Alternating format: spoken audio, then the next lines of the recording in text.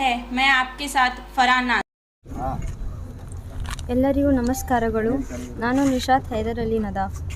ಇಂದು ನಾವು ಇಲ್ಲಿ ಎಲ್ಲರೂ ಕೂಡಿರುವ ಕಾರಣ ಏನೆಂದರೆ, ನನ್ನ ಗಂಡನಾದ ಹೈದರ್ ಅಲಿ ನದಾಫ್ ಅವರಿಗೆ ಪುಣ್ಯಸ್ಮರಣೆ ಸಮಾರಂಭದಲ್ಲಿ ನನ್ನ ಗಂಡನ ಬೆಂಬಲಿಗರು ಹಾಗೂ 19 ವಾರ್ಡಿನ ಎಲ್ಲ ಜನತೆ ನಾನು ಭಾವಪೂರ್ವಕವಾಗಿ ಸ್ವಾಗತಿಸುತ್ತೇನೆ. ನಾನು ಈ ಪ್ರೆಸ್ ಮುಖಾಂತರ ಹೇಳುವುದೇನೆಂದರೆ, ಪೊಲೀಸ್ ಅಧಿಕಾರಿಗಳು ನನ್ನ ಗಂಡನನ್ನು ಕೊಂದ ದುಷ್ಕರ್ಮಿಗಳ ಪೈಕಿ 5 ಆರೋಪಿಗಳನ್ನು ಬಂಧಿಸಿದ್ದಾರೆ. ಪೊಲೀಸ್ ಅಧಿಕಾರಿಗಳು ತಮ್ಮ ಕರ್ತವ್ಯವನ್ನು ಪರಿಪೂರ್ಣವಾಗಿ ನಿಭಾಯಿಸುತ್ತಿದ್ದಾರೆ. ನಾನು ಹಾಗೂ ನನ್ನ ವಾರ್ಡಿನ ಜನರು ಅವರಿಗೆ ಕೃತಜ್ಞತೆಯನ್ನು ಸಲ್ಲಿಸುತ್ತೇವೆ ಮತ್ತು ಉಳಿದ ಆರೋಪಿಗಳನ್ನು ಶೀಘ್ರದಲ್ಲೇ ಬಂಧಿಸಬೇಕೆಂದು ವಿನಂತಿಸುತ್ತೇನೆ. ಮತ್ತು ನಾನು ನನ್ನ ವಾರ್ಡಿನ ಬೆಂಬಲರಿಗೆ ಯಾವತ್ತೂ ಕೈ ಬಿಡುವುದಿಲ್ಲ. ನನ್ನ ವಾರ್ಡಿನ ಜನತೆಯ ಸೇವೆಗೆ ನನ್ನ ಗಂಡನ ಹಾದಿಯಲ್ಲೇ ಯಾವಾಗಲೂ ಸಿದ್ಧವಾಗಿ ನನ್ನ ಕರ್ತವ್ಯವನ್ನು ಮಾಡುತ್ತೇನೆ. ನನ್ನ ಗಂಡನ ಉಳಿದಿರುವ ಹಾಗೂ ಭರವಸೆ ಕೊಟ್ಟಿರುವ ಕಾರ್ಯಗಳನ್ನು ನಾನು ಸ್ವಂತವಾಗಿ ಹಾಗೂ ನನ್ನ ಕುಟುಂಬದವರ ಕೂಡಿ ಕೆಲಸವನ್ನು ಮಾಡುತ್ತೇವೆ.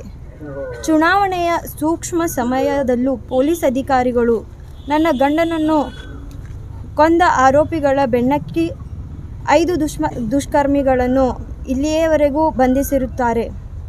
ನಾನು ಮತ್ತೊಮ್ಮೆ ಅವರಿಗೆ ಕೃತಜ್ಞತೆಯನ್ನು ಸಲ್ಲಿಸುತ್ತೇನೆ. ನನ್ನ ವಾರ್ಡಿನ ಎಲ್ಲ ಬೆಂಬಲರಿಗೆ ಪರವಾಗಿ ಹಾಗೂ ನನ್ನ ಮತ್ತು ಗಂಡನ ಸಹೋದರರ ಪರವಾಗಿ ಇಂದು 16/5/2023 ನಮ್ಮ ಪೊಲೀಸ್ ಅಧಿಕಾರಿಗಳು ಬಂಧಿಸಿರುವ 5 ಆರೋಪಿಗಳು ಹಾಗೂ ಮುಂದೆ ಬಂಧಿಸಲಾಗಿರುವ ಆರೋಪಿಗಳನ್ನು ಬಂಧಿಸಿದ ಮೇಲೆ ಎಲ್ಲ ಆರೋಪಿಗಳನ್ನು ಕಠಿಣದಿಂದ ಕಠಿಣ ಶಿಕ್ಷೆಗೆ ಒಳಪಡಿಸಬೇಕೆಂದು ವಿನಂತಿಸುತ್ತೇನೆ. ನಾನು ನಮ್ಮ ಜಿಲ್ಲಾಧಿಕಾರಿಗಳಿಗೆ ಮನವಿಯನ್ನು ನೀಡುತ್ತೇನೆ ಎಂದು ತಮ್ಮ ಎಲ್ಲರ ಮುಂದೆ ವಿಶ್ವಾಸ ಹಾಗೂ ಭರವಸೆಯನ್ನು ನಗರ ಪಾಲಿಕೆಯ ಸದಸ್ಯರಾಗಿ ನೀಡುತ್ತೇನೆ. ಇನ್ನು ಮುಂದೆ ತನಿಖೆ ಆಗಬೇಕಂತ ಹೇಳಿದ್ದಾರೆ. ಯಾವ ರೀತಿ ತನಿಖೆ ಆಗಬೇಕು, ಏನಾಗಬೇಕು? ಈಗ 5 ಜನ ಅರೆಸ್ಟ್ ಆಗಿದ್ದಾರೆ ಸರ್, ಒಪ್ಕೊಂಡೇ ಅರೆಸ್ಟ್ ಆಗಿದ್ದಾರೆ. ಇನ್ನೂ ಉಳಿದ ದುಷ್ಕರ್ಮಿಗಳನ್ನು ಅತಿ ಶೀಘ್ರದಲ್ಲೇ ಅವರು ಅರೆಸ್ಟ್ ಮಾಡಬೇಕಂತ ಹೇಳಿ ನಾನು ಪೊಲೀಸ್ ಅವರಲ್ಲಿ ವಿನಂತಿಸುತ್ತೇನೆ. ಕೊಡುವ ಮನವಿ ಇವತ್ತೇ ಕೊಡ್ತೇವೆ. ಇಂದು ಪತ್ರಿಕಾಗೋಷ್ಠಿ ಉದ್ದೇಶಿಸಿ ಮಾತನಾಡುತ್ತಿರುತ್ತೇನೆ. ಎಲ್ಲ ಮಾಧ್ಯಮ ಮಿತ್ರರಿಗೆ ಸ್ವಾಗತ ಮಾಡುತ್ತಾ, ನಾನು ನದಾಫ್ ಸಮುದಾಯದ ರಾಜ್ಯಾಧ್ಯಕ್ಷನಾಗಿ ಇಲ್ಲಿಗೆ ಆಗಮಿಸಿದ ಉದ್ದೇಶ ಏನಂತಂದರೆ, ಕಳೆದ 6/5/2023 ದುಷ್ಕರ್ಮಿಗಳ ಗುಂಡಿಗೆ ಬರ್ಬರವಾಗಿ ಬಲಿಯಾದಂಥ ಹೈದರ್ ಅಲಿ ನದಾಫ್ ಅವರ ಗುಂಡಿಕ್ಕಿದಂಥ ಆರೋಪಿಗಳನ್ನು ಇದುವರೆಗೆ ಮೂಲ ಆರೋಪಿಗಳ ಏನಿದ್ದಾರೆ ಅವ್ರನ್ನ ಯಾರನ್ನೂ ಕೂಡ ಇಲಾಖೆಯವರು ಬಂಧಿಸಿಲ್ಲ. ಇದುವರೆಗೂ ನಾವು ಇಲಾಖೆಯವ್ರನ್ನ ಸಂಪರ್ಕ ಮಾಡಿದರೆ ತನಿಖೆ ನಡೆದಿದೆ ನಾವು ಹೇಳೋಕ್ಕಾಗಲ್ಲ ಅಂತಾರೆ. ಚುನಾವಣೆ ಸಮಯದಲ್ಲಿ ನೀತಿ ಸಂಹಿತೆ ಜಾರಿ ಇತ್ತು. ನೀತಿ ಸಂಹಿತೆ ಜಾರಿ ಇರೋದಲ್ಲಿ ನೀತಿ ಸಂಹಿತೆ ಜಾರಿ ಆಗೋಕ್ಕಿಂತ ಪೂರ್ವದಲ್ಲಿಯೇ ಯಾರಾದರೂ ಬಂದೂಕುಗಳನ್ನಾಗಲಿ ಪಿಸ್ತೂಲ್ಗಳನ್ನಾಗಲಿ ಪರ್ಮಿಷನ್ ತೊಗೊಂಡಿದ್ರೆ ಎಲ್ಲ ಬಂದೂಕು ಪಿಸ್ತೂಲ್ಗಳನ್ನು ಇಲಾಖೆಗೆ ಸಲ್ಲಿಸಬೇಕು ಅಂತ ಸಲ್ಲಿಸುವ ಸಮಯದಲ್ಲಿ ಇದ್ರೂ ಕೂಡ ಇಂಥ ದುಷ್ಕರ್ಮಿಗಳಿಂದ ಈ ರೀತಿ ಆಗಿದೆ. ಇವು ಬಂದೂಕುಗಳು ಏನು ಇಲಾಖೆವಾರು ಪರ್ಮಿಷನ್ ಕೊಟ್ಟಿದ್ದು ಅದವೋ, ಏನು ಅನಧಿಕೃತವಾಗಿ ಇದ್ದಿದ್ದು ಅದವೋ, ಅವರು ನಿಖರವಾಗಿ ಇದ್ದಂಥ ಯಾರು ಆರೋಪಿಗಳು ಅವರಿಗೆ ಗಲ್ಲು ಶಿಕ್ಷೆ ಆಗಬೇಕು. ಈ ಕುಟುಂಬಕ್ಕೆ ಸರ್ಕಾರ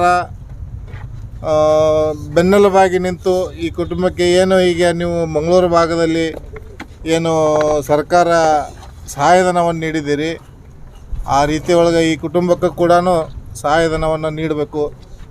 ಯಾರು ನಿಜವಾದ ಆರೋಪಿಗಳಿದ್ದಾರೋ ಅವರಿಗೆ ಗಲ್ಲು ಶಿಕ್ಷೆಗೆ ಒಳಪಡಿಸಬೇಕು ಅಂತ ಈ ಮಾಧ್ಯಮಗೋಷ್ಠಿ ಮುಖಾಂತರ ನಾವು ಆಗ್ರಹಪಡಿಸ್ತಾ ಇದ್ದೀವಿ. यहाँ पर हम सब लोग जमा हुए हैं, ये किस लिए जमा हुए हैं, एक बहुत ही दुखद भरी कहानी है। ये जो सूफ़ी संत के घराने से हैदर अली नदाफ जो है सूफ़ी संत घराने से हुआ करते थे।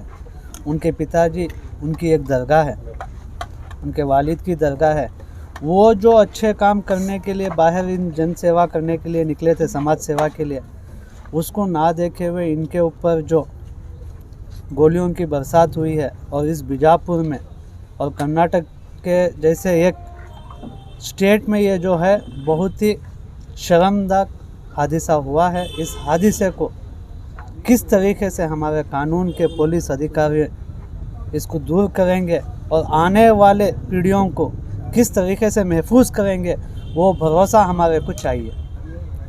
क्योंकि ये जो है आज जो हो रहा है कल किसी के भी साथ हो सकता है। इसको रोकने के लिए कठिन से कठिन कानून बनाना चाहिए और पुलिस व्यवस्था को ठीक तरीके से मजबूती से इस बीजापुर में लेके चलना चाहिए। ये बात बोलते हुए और जो पुलिस अधिकारी जो आरोपियों को अरेस्ट किए हैं, आरोप करने वाला तो एक कठपुतली होता है, लेकिन आरोप कराने वाले को पकड़ के सज़ा दिलाओ बोल के हमारी यही मनवी है। इस चीज़ को आप सब लोग आपके प्रेस के ज़रिए से पुलिस वालों तक पहुंचाओ और आने वाली सरकार जो अभी इस कर्नाटक में जो बैठने वाली सरकार है, इस पीड़ित को यानी एक नगर पालिका सदस्य के शौहर को जब ये कर सकते हैं तो आम जनता की सेफ्टी का मुद्दा आप लोग ही उठा सकते हैं। इसको आप जितना हो सके उतना आगे लेके जाओ और इस कर्नाटक राष्ट्र के और बीजापुर जिले के जितने भी अवाम हैं उनको सुरक्षित करने की जिम्मा अब आप मीडिया वालों के जैसों पे है। इसको आप कैसे फॉरवर्ड करेंगे वो आप करके पुलिस वालों से इन सबको बचाइए। आपका पूरा नाम है? ख्वाजा मोइनुद्दीन है।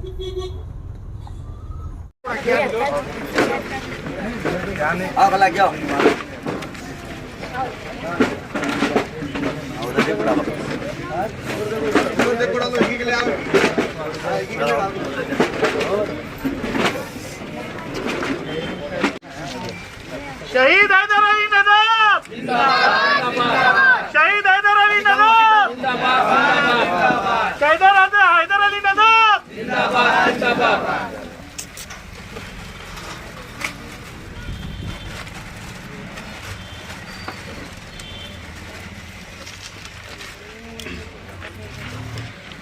झाले सोबेने